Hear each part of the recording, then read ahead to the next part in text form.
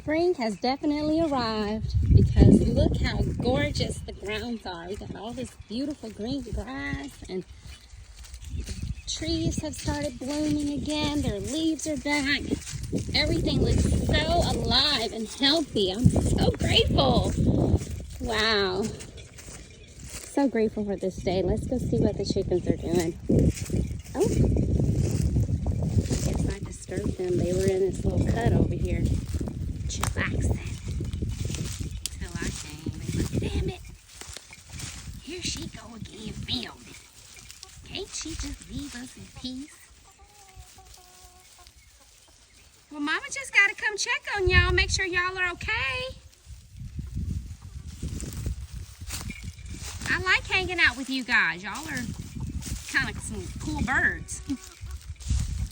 Look at the twins, y'all. Those two are mixed with Pinnadecinca and Black Copper Marin. These are both roosters, and that's a full-blooded Black Copper Marin right there. I think he's going to be the pack leader. That guy right there. And then the one next to him, that black and white one, I got him from my neighbor. I hatched him. He came from a blue egg. And yeah, I think he's a little rooster. He's the one that they keep challenging. They keep challenging.